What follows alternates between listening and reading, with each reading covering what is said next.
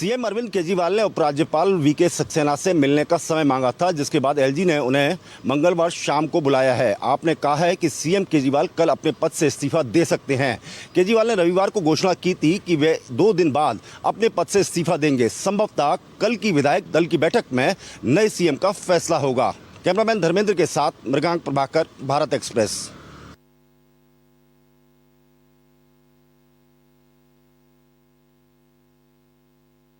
बुल्ढाना से शिवसेना एकनाथ शिंदे ग्रुप के विधायक संजय गायकवाड़ ने एक विवादित बयान दिया है। संजय गायकवाड़ ने राहुल गांधी के आरक्षण खत्म करने के बयान पर प्रतिक्रिया देते हुए कहा कि राहुल गांधी की जीभ काटकर जो भी व्यक्ति लाएगा उसे 11 लाख रुपए का इनाम दिया जाएगा। जो बाबा साहब अम्बेडकर ने हमारे देश के मागासवर्गीय, आदिवासी, ओबीसी, एनटी जितने भी हमारी जो पिछड़ी हुई जाति है उनका स्तर उठाने के लिए ये रिजर्वेशन दिया है। और आज यही रिजर्वेशन लोकसभा में भारतीय जनता पार्टी खत्म होने वाले, सरकार संविधान खत्म करने वाले, संविधान बदलने वाले ये झूठा प्रचार करके ये कांग्रेस ने चुनाव में वोट मांगे। आज इनका असली चेहरा सामने आया है। वो बोल रहे कि हम बाबा साहब का संविधान खत्म करेंगे।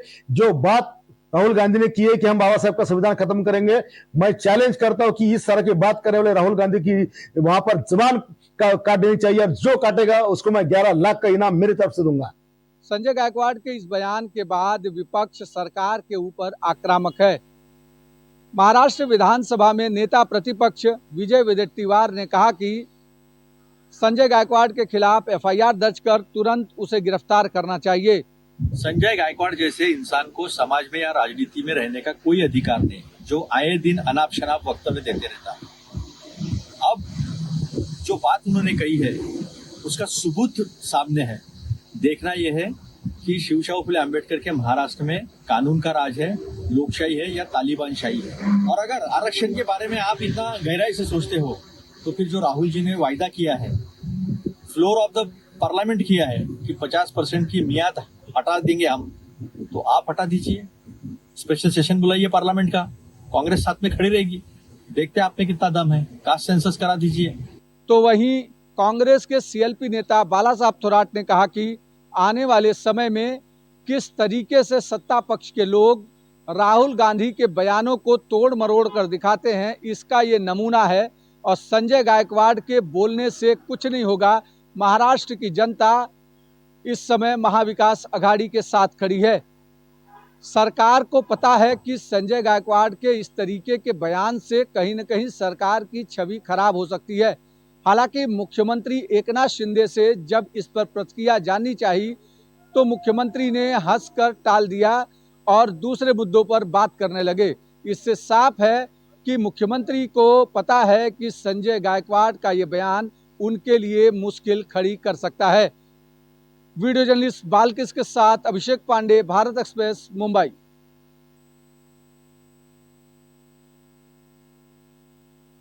झारखंड में रविवार को प्रधानमंत्री नरेंद्र मोदी का हुआ दौरा राजनीतिक तौर पर कई लकीरें खींचकर चला गया।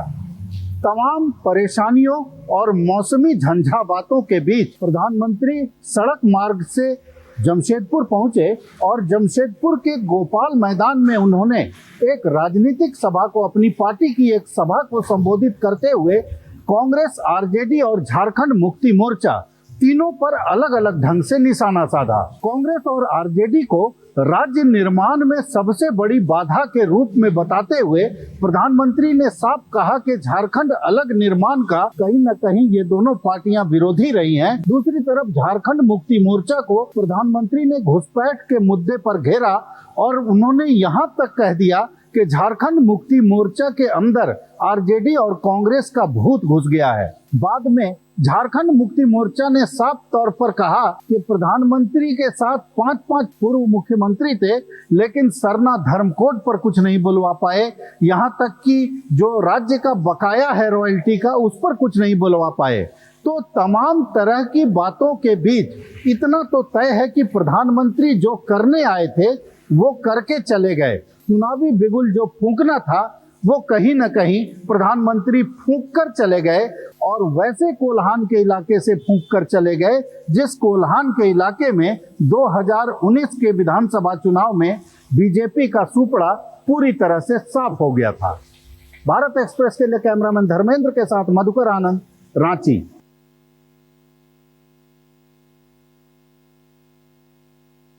संगम नगरी प्रयागराज में धर्म के संगम का आगाज हो चुका है। 2025 में होने वाले महाकुंभ को लेकर विधिवत उद्घाटन हो चुका है। भूमि पूजन के साथ महाकुंभ की शुरुआत हुई। गंगा, यमुना और अदृश्य सरस्वती के पावन तट पर एक बार फिर दुनिया के सबसे बड़ा मेला कहे जाने वाले महाकुंभ का आयोजन होगा। यूँ तो महाकुंभ 2025 में आयोजित होगा, लेकिन महाकुंभ की महातैयारी अभी से शुरू कर दी गई है। आध्यात्मिक समागम को सफल बनाने के लिए प्रदेश के मुखिया योगी आदित्यनाथ लगातार तैयारी का जायजा ले रहे हैं। महाकुंभ की सुरक्षा को चाक चौबंद करने के लिए पुलिस ने भी कमर कस ली है। इसी क्रम में प्रयागराज के परेड ग्राउंड में आज पुलिस कंट्रोल के कार्यालय के लिए भूमि पूजन किया गया। साथ ही मेला की सुरक्षा और पुलिसकर्मी की मुस्तैदी को लेकर रूपरेखा तैयार की गई। पूरे मेला के इलाके में 50 से अधिक पुलिस थानों का निर्माण किया जाएगा। 65 से अधिक पुलिस चौकियों के निर्माण के साथ 30,000 पुलिसकर्मी की तैनाती की योजना बनाई गई है। सुरक्षा इंतजाम को पुख्ता करने के लिए सीसीटीवी और ड्रोन का भी इंतजाम किया जाएगा। तो जी हाँ, हम कह सकते हैं कि इस भूमि पूजन में सभी आला अधिकारी मौजूद रहे हैं और इस बार का महाकुंभ यकीनन बहुत ही भव्य और दिव्य होने वाला है। वीडियो जर्नलिस्ट संजीव मिश्रा के साथ अनम फातिमा, भारत एक्सप्रेस, प्रयागराज।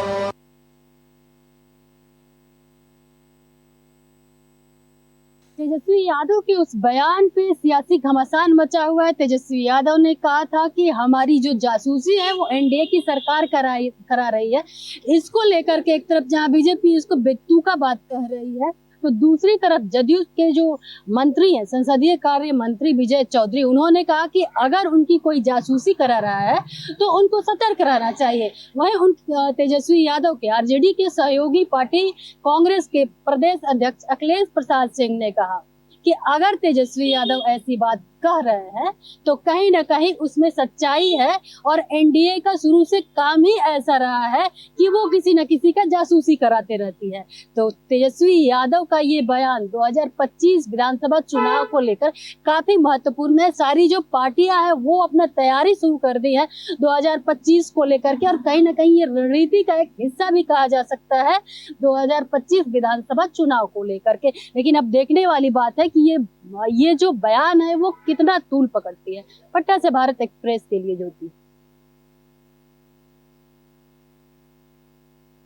हरियाणा विधानसभा चुनावों को लेकर सभी राजनीतिक दलों ने अपने उम्मीदवारों के नाम का ऐलान कर दिया है।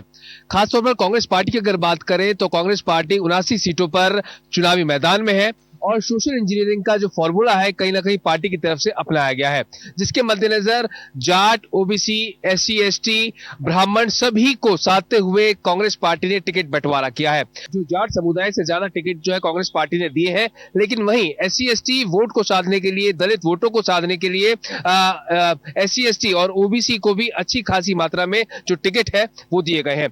बता दें कि पिछली बार जो 2019 में सरकार बनी थी वो बीजेपी, जेजेपी और निर्दलीय जो विधायक थे उनके समर्थन से बनी थी। अब देखना ये महत्वपूर्ण होगा कि कांग्रेस पार्टी ने जो सोशल इंजीनियरिंग का सहारा लिया है वो कितना कारगर साबित होता है और जो जब नतीजे आएंगे तो क्या एक मिलीजुली सरकार बनती है या फिर किसी एक राजनीतिक दल को पूर्ण बहुमत मिलता है। कैमरा पर्सन रमेश राय के साथ प्रशांत त्यागी, भारत एक्सप्रेस, दिल्ली।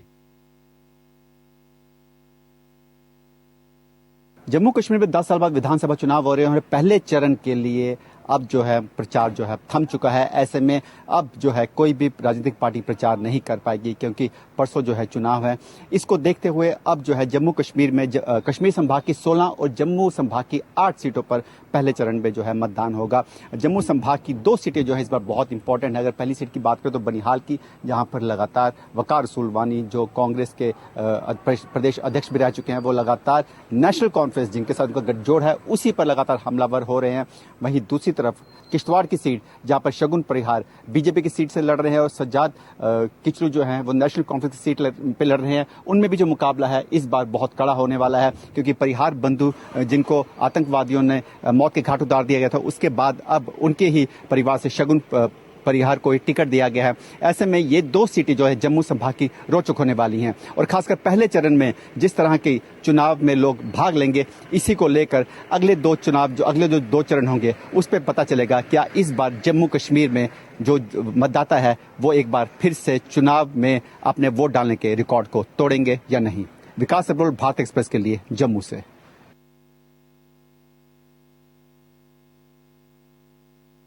3 तारीख से शुरू हुए मध्य प्रदेश बीजेपी के सदस्यता अभियान में आज भी लगातार बैठकों के दौर जारी हैं और पूरी तरीके से भारतीय जनता पार्टी के कार्यकर्ता और सदस्य मैदान में उतर आए हैं। बीडी शर्मा प्रदेश अध्यक्ष भारतीय जनता पार्टी के, उन्होंने आज मीडिया से चर्चा करते हुए बताया कि 3 तारीख से शुरू हुए अभियान में अब तक 40 लाख से ज़्यादा सदस्य के फॉर्म भरवा चुके हैं, जिसमें से 37 लाख से ज़्यादा सदस्यों के फॉर्म का वेरिफिकेशन भी हो चुका है और लगातार सदस्यता अभियान जारी है और पिछले अभियान की तुलना में ये कम समय में ज़्यादा सदस्य बनाए गए हैं। दरअसल मध्य प्रदेश भारतीय जनता पार्टी ने इस बार 1.5 करोड़ सदस्य बनाने का जो लक्ष्य लिया है उसको लेकर ये पूरा अभियान चल रहा है। इस अभियान में सांसद, विधायक, मेयर सहित सभी जनप्रतिनिधियों के साथ साथ संगठन के तमाम सारे कार्यकर्ता, जो कि संख्या बताई गई है लगभग 40 लाख कार्यकर्ता इस अभियान में जुटे हुए हैं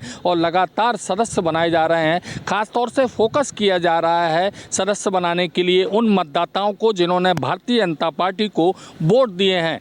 आज बीडी शर्मा ने मीडिया से चर्चा करते हुए बताया कि अल्पसंख्यक समुदाय के लोगों को भी जोड़ा जा रहा है, यानी कि जो सदस्यता अभियान है वो सर्वस्पर्शी, सर्वव्यापी पूरा अभियान चला है और इसमें अगर देखें तो सबसे अच्छा जो काम कर रहे हैं जिले, उसमें मंदसौर, इंदौर, उज्जैन, अशोकनगर, पन्ना ये टॉप पे हैं। इनमें सदस्यता अभियान बहुत अच्छा चल रहा है। जबकि अगर विधानसभाओं की बात करें तो मल्हारगढ़, इंदौर 1, भोपाल मध्य, ये विधानसभा ऐसी हैं यहाँ सबसे ज़्यादा सदस्य बनाए गए हैं, यानी टॉप पे हैं, अव्वल हैं। वहीं अगर कमज़ोर विधानसभा की बात करें तो रतलाम की सैलाना विधानसभा है, जो कि भारतीय जनता पार्टी के पास इस समय नहीं है। वहाँ पर एक निर्दलीय विधायक चुने गए हैं, मगर वहाँ भी सदस्यता अभियान जारी है भारतीय जनता पार्टी का और लोगों के बीच भारतीय जनता पार्टी के कार्यकर्ता पहुँच रहे हैं। वहीं सरपंच, अगर ग्रामीण क्षेत्रों में देखें तो सरपंच भी इस काम में लगे हुए हैं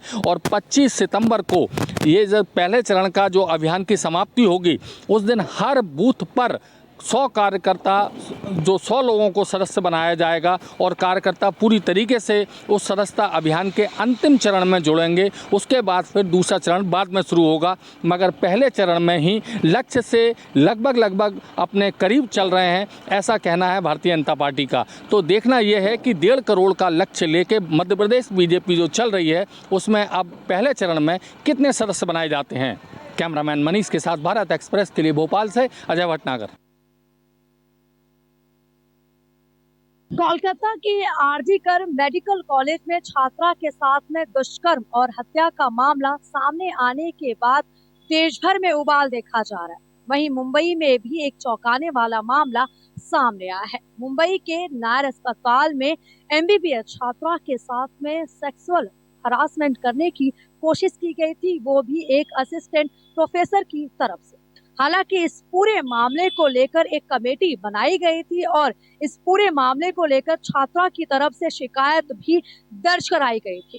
कमेटी ने अपना रिपोर्ट अस्पताल को सौंप दिया है और जो खुलासा हुआ है वो काफी चौंकाने वाला है। छात्रा ने जो आरोप लगाए थे प्रोफेसर पर वो सारे सच हुए हैं। हालांकि उस प्रोफेसर को निलंबित कर दिया गया है और आगे की जो जांच है, जो कार्रवाई है वो की जा रही है। लेकिन जिस तरीके से फिर चाहे वो कोलकाता हो, दिल्ली हो, मुंबई हो, सभी जगहों पर ऐसी घटनाएं लगातार सामने आ रही है। इसको लेकर राज्य सरकार की तरफ से कई कड़े कदम उठाए जा रहे हैं, केंद्र सरकार की तरफ से कई कानून बनाए जा रहे हैं, उसके बावजूद ऐसी घटनाओं पर लगाम नहीं लग पा रहा है। जो छात्रा थी वो इसी कॉलेज में पढ़ाई कर रही थी, MBBS के सेकेंड ईयर की पढ़ाई कर रही थी, और जब उसके साथ में ये घटना घटित हुआ तो वो काफ़ी परेशान थी। हालांकि इस पूरे मामले को लेकर आगे की जो जांच है वो जारी रहेगी और जो कार्रवाई है प्रोफेसर के ऊपर वो की जाएगी। कैमरामैन घनश्याम के साथ में आंचल तिवारी, भारत एक्सप्रेस।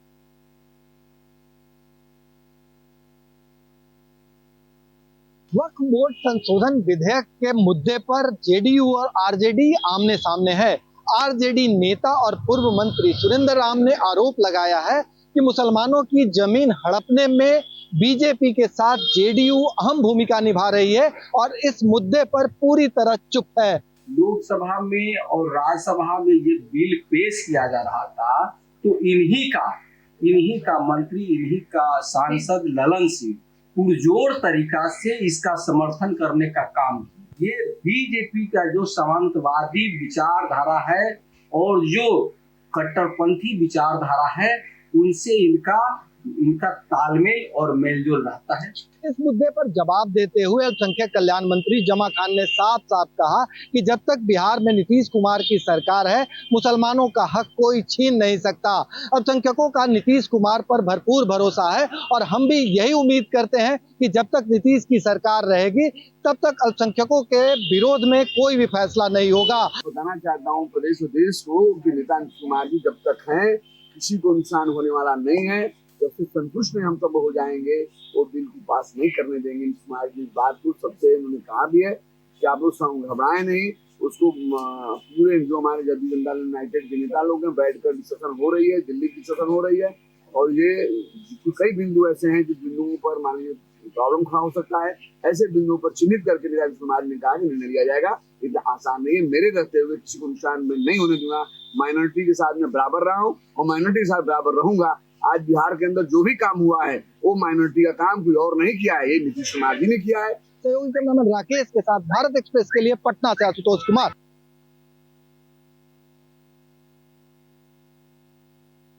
प्रधानमंत्री नरेंद्र मोदी तीसरी बार प्रधानमंत्री बनने के बाद आज पहली बार गुजरात में आए और गुजरात वासियों को करीब उन्होंने 9,000 करोड़ की सौगातें दी। गांधीनगर के इस महात्मा मंदिर में रिन्यूएबल एनर्जी कॉन्क्लेव का उद्घाटन किया। यहाँ पर देश विदेश के प्रतिनिधि आए हैं। करीब 40 देशों के प्रतिनिधि इस रिन्यूएबल एनर्जी कार्यक्रम में हिस्सा ले रहे हैं। तो भाजपा शासित राज्यों के मुख्यमंत्री भी यहाँ मौजूद रहे। प्रधानमंत्री मोदी ने अहमदाबाद से गांधीनगर के लिए चलने वाली मेट्रो रेल परियोजना को हरी झंडी दिखाई। मेट्रो में प्रधानमंत्री ने सवारी की और उसके बाद प्रधानमंत्री ने प्रधानमंत्री आवास के तहत बनाए जाने वाले मकानों की चाबियां लोगों को सुपुर्द की। करीब 20,866 मकानों को प्रधानमंत्री ने शहरी इलाकों में रहने वाले लोगों को आवंटित किया। इसके अलावा ग्रामीण इलाकों में बन रहे प्रधानमंत्री आवास की चाबियां भी लोगों को सुपुर्द की। इसके बाद प्रधानमंत्री ने गांधीनगर में एक जनसभा को संबोधित किया और अहमदाबाद से भुज के बीच चलने वाली वंदे भारत मेट्रो ट्रेन को भी हरी झंडी दिखाई। अहमदाबाद में कैमरा पर्सन संजय कोष्टी के साथ अरविंद शर्मा, भारत एक्सप्रेस।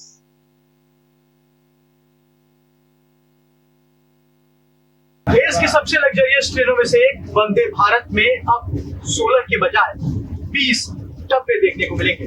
20 डब्बों की ये ट्रेन की शुरुआत आज से हुई है, जहां पीएम मोदी ने वीडियो कॉन्फ्रेंसिंग के तहत हरी झंडी दिखाकर इस ट्रेन की शुरुआत की है। ट्रेन वाराणसी जंक्शन से चल चुकी है जो प्रयागराज पहुंचेगी। हालांकि उससे पहले ट्रेन में तमाम लोग बैठे हुए हैं, यात्री बैठे हुए हैं। इनसे हम जान लेते हैं कि आखिर इस ट्रेन का सफर कैसा है, क्या कुछ खास है इस ट्रेन में। कैसा लगा ट्रेन से सफर? कहाँ से सफर कर रहे हो? बनारस से। कहाँ तक जाना है? प्रयागराज। अच्छा लग रहा है? क्या क्या सुविधाएं मिल रही है?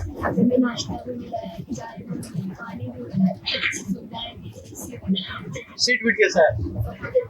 बढ़िया। जब पहले ऐसी ट्रेन में बैठी थी नहीं बैठी थी, क्या ठीक ठाक लगा? सब कुछ सही है।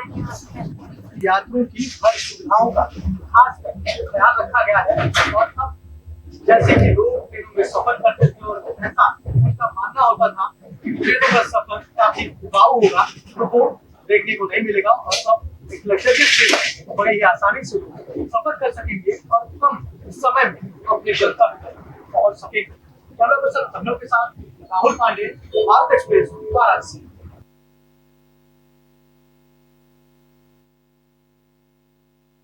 बहराइच में आदमखोर भेड़िए का आतंक अभी कम नहीं हुआ है। ताज़ा मामला बहराइच के महसी तहसील के पिपरी मोहन गांव का है, जहां 13 वर्षीय बालक अरमान अली के ऊपर इस आदमखोर भेड़िए ने हमला किया है। अरमान अली के ऊपर रविवार की रात्रि ये हमला किया गया है, जब अरमान अली अपने परिवार के साथ छत पर सो रहा था। उस दौरान छत पर चढ़कर इस आदमखोर भेड़िए ने हमला किया है, जिसमें अरमान अली बेहद गंभीर रूप से घायल है। मेडिकल कॉलेज बहराइच में उसका इलाज चल रहा है। वहीं दूसरी ओर वन विभाग की टीम लगातार इस आदमखोर भेड़िए को पकड़ने का प्रयास कर रही है, जिसमें 500 कर्मचारी इस पूरे सर्च ऑपरेशन में लगाए गए हैं और इसको पकड़ने का प्रयास कर रहे हैं। वहीं दूसरी ओर देखें तो अभी तक लगभग 10 लोगों की इसमें मृत्यु हो चुकी है, जिसमें 9 बच्चे और 1 महिला शामिल है। वहीं दूसरी ओर मुख्यमंत्री योगी आदित्यनाथ ने भी इस पूरी घटना को लेकर बेहद गंभीरता के साथ वन विभाग के ऊपर ये आदेश किया है कि इसको जल्द से जल्द पकड़ें। और खुद मुख्यमंत्री योगी आदित्यनाथ ने बहराइच के उन इलाकों का हवाई सर्वेक्षण भी किया जहां पर इस भेड़िए का आतंक है। लेकिन लगातार ये चालाक भेड़िया लगातार लोकेशन को बदल रहा है। वन विभाग इसको पकड़ने का प्रयास कर रहे हैं, लेकिन इस भेड़ियों को पकड़ने का सफल ऑपरेशन अभी तक नहीं हो पाया है। अब तक देखें तो 6 में से 5 भेड़िए पकड़े जा चुके हैं। ये छठा जो भेड़ियों का सरदार है, ये लगातार हमला कर रहा है। अब इसको पकड़ना बाकी है। कैमरा सहयोगी मानस के साथ मनमीत गुप्ता, भारत एक्सप्रेस, बहराइच।